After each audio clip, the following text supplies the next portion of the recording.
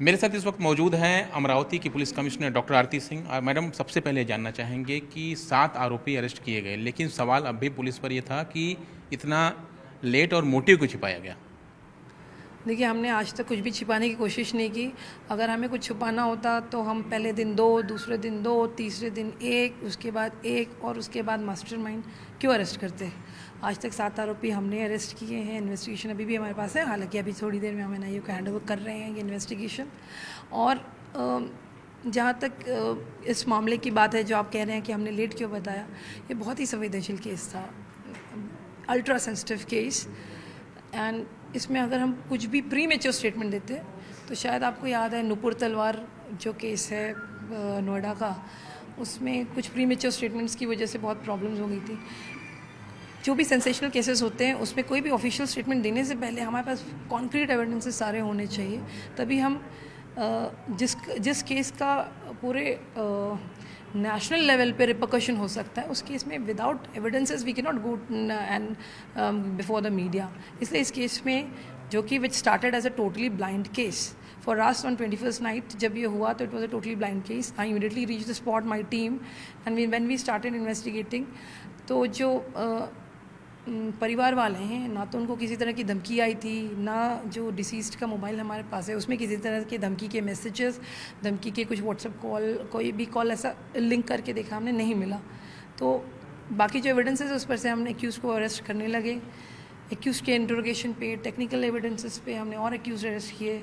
जब 3-4 accused arrest हो गए तब थोड़ा मोटिव क्लियर होने लगा। हालांकि उनके मोबाइल से भी हमें कोई इंक्रीमेंटिंग एविडेंस अभी तक नहीं मिला, लेकिन धीरे धीरे मोटिव क्लियर होने लगा। और जब मोटिव हमें बहुत सारे एविडेंसेस, मतलब बहुत सारे इन द सेंस कुछ बोलने के लिए एविडेंसेस इतने मिल जाएं, जब उतने मिले तो हमने आपको, और उसमें टाइम नेचुरली लगना था, क्योंकि अनलाइक उदयपुर जहाँ पे कन्फेशनल वीडियो तेज़ी से वायरल हुआ था, सबको मालूम था, वैसे यहाँ नहीं हुआ, इसलिए हमें टाइम लगा।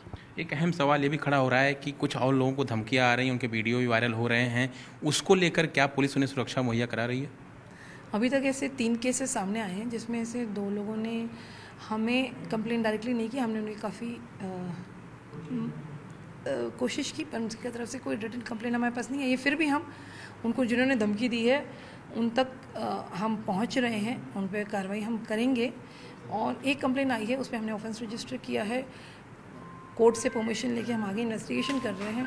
और इस तरह की धमकी किसी और को आई, इसके लिए हम हर मोहल्ले में जाके हमने मीटिंग ली है, हमारे पुलिस स्टेशन लोकल लेवल पे हर जगह गए हैं, और बड़े लेवल पे हमने मीटिंग ली, पर इस तरह की धमकी और कहीं पूरे शहर में आई नहीं है। फिर भी हम, जिनको धमकी आई है, उनके दुकान के बाहर, ये सब व्यावसायिक हैं, मतलब एक डॉक्टर हैं, मतलब जिनको भी धमकी आई है, उनके घर और दुकान के बाहर हमने पेट्रोलिंग, सुरक्षा बढ़ा दी है। इरफान ने कितनी सुपारी दी थी मारने के लिए उमेश को लेकर?